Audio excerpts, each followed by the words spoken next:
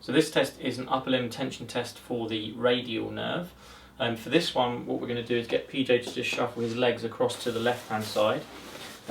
Obviously when you do that, you are effectively creating a little bit of lateral flexion in the head because of the way the body is orientated. Because of that, you're already putting it a little bit on tension, so you just need to make sure that you mark that down in your notes so that when you come back to it, you can do the same position each time so that you're standardising the test. So what I would do, the reason we do that is because then you can block the shoulder with the leg. Again, I'm not pushing down and really tensioning through that brachial plexus. What I'm doing is just stopping too much elevation of the shoulder, which will, again, will affect the standardisation of the test.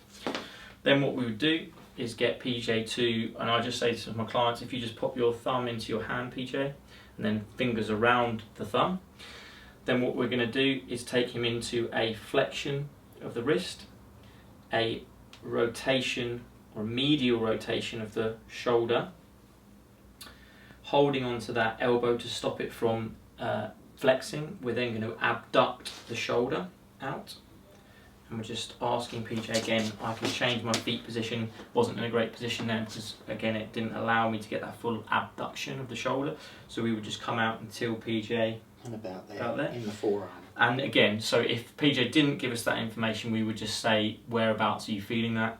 If it was shoulder or neck, you want to relate that to their symptoms. Are they feeling it in the forearm? Most people will feel a stretch. Or are they feeling it in their shoulder and neck?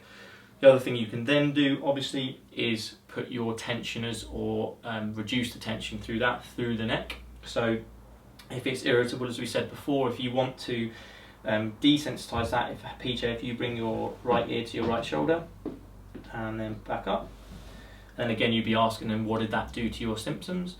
And then if you go left ear to left shoulder, if they're not as irritable and you're really trying to find if there is any discrepancy there, and then back over. Perfect. Obviously with this one, what you want to do is test right versus left. So with all these neural tests, it's right versus left so that you can compare the two and see whether there is any big discrepancies there. Sorry, you Glenn, if there's any other things that you'd yeah, no, that's exactly how I do it. Obviously with these guys you're looking at lateral elbow pain, tennis elbow, that kind of thing, really useful for that. Yeah, absolutely. Perfect.